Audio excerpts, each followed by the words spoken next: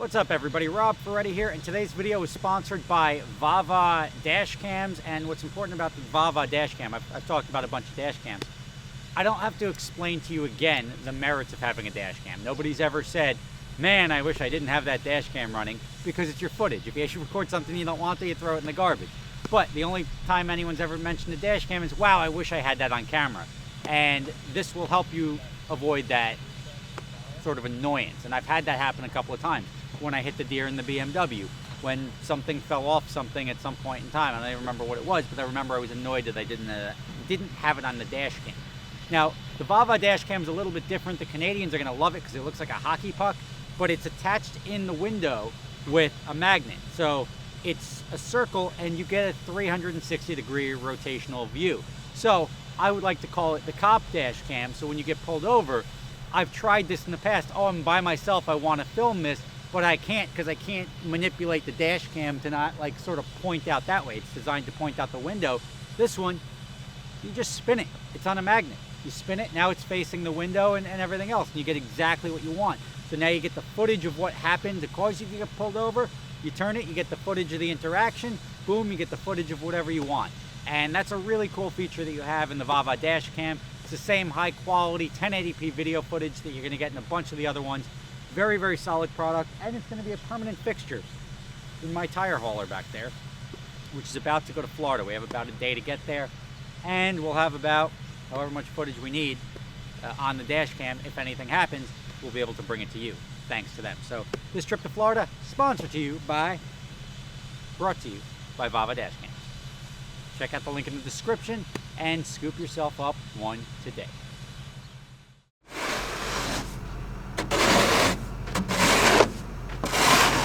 All right, it's happening. Off to Florida in a minute. I have to shovel the truck. I was thinking about putting the Benz plow up on the truck and back dragging it, but this is probably easier. I was sort of excited to go to Florida. I was like, ah, check it out, bitches, going to Florida. It's 17 degrees here, and I'm going to Orlando. It's 22 in Orlando right now. 5 degrees. I'm flying 1,200 miles for 5 degrees. But it will be warmer this weekend. I'm just getting in a day earlier than everybody else. We got all the tires from Michelin. We'll load those up. Jeff will load the car up with Jimbo because I got a 1 o'clock flight today and I'm gonna have to bounce out of here in about 40 minutes. But we're getting everything done. We're getting the truck prepped. Unfortunately, we didn't get the truck painted. Was that a snowball? It was a weak ass snowball. Getting the truck painted didn't happen in time, so that's unfortunate. So we're going straight up Tomater style.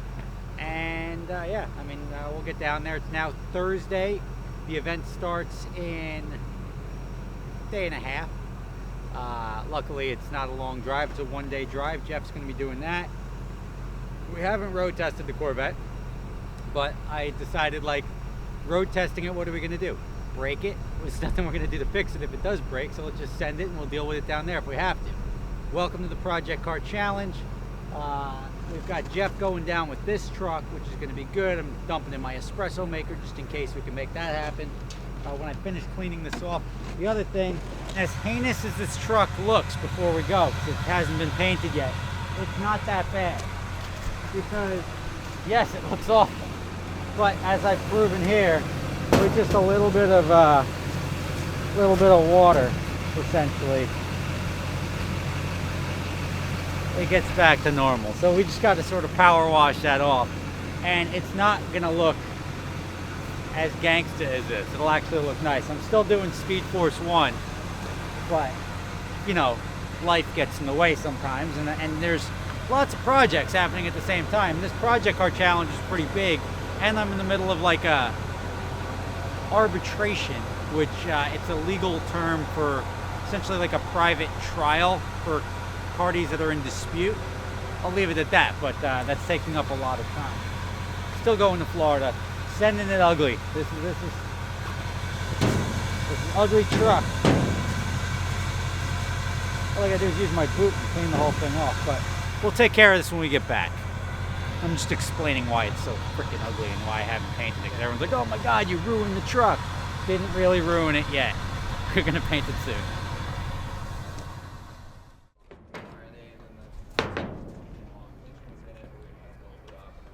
At the curl.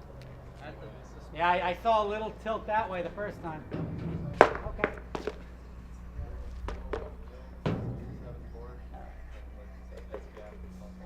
Just making sure these tires are well balanced for the Boss Garage. Right down the gut. That was a strike if I ever saw one. So where are we, Rob? Where are we right now? We're in Ocala, and we are sending tires. And not hit myself in the dick. What happens when you're short? No way. It's not happening. Oh, right down the gut.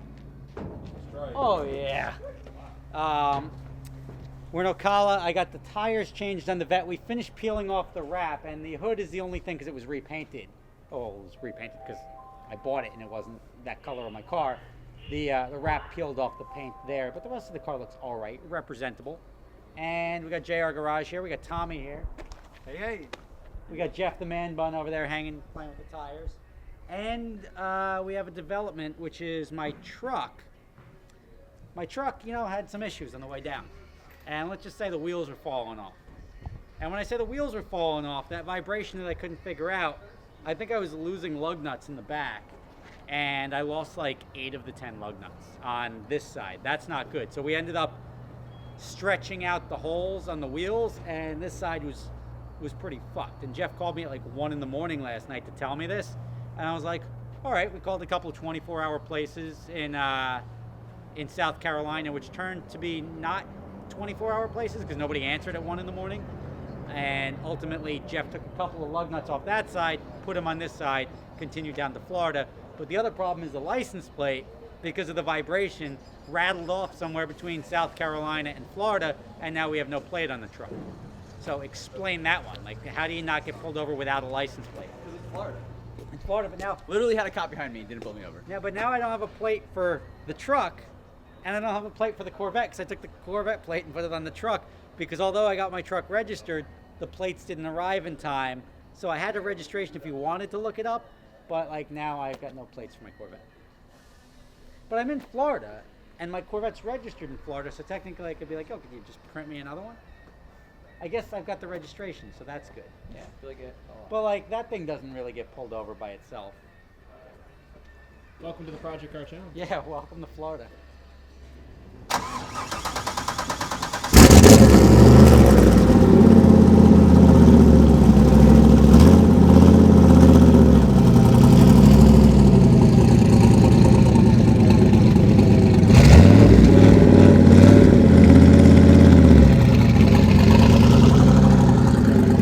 That's a sick shot.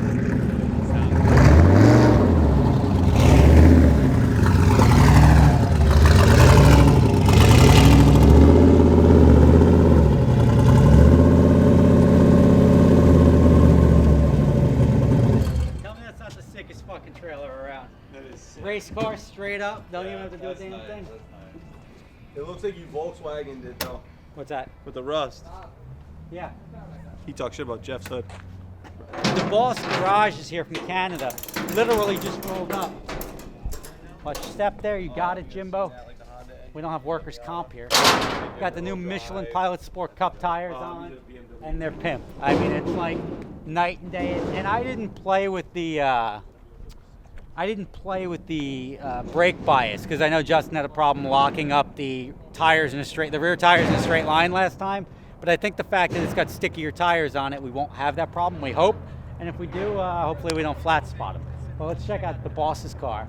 Can I crawl in your trailer? Is that cool? Oh yeah.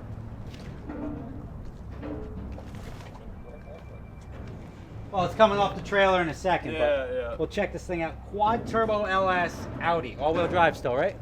Yeah. Audi drivetrain. Real brakes on it, that's good. Yeah. And it's about to have some real tires on it, so this thing should, as long as it holds together, As long as it holds together.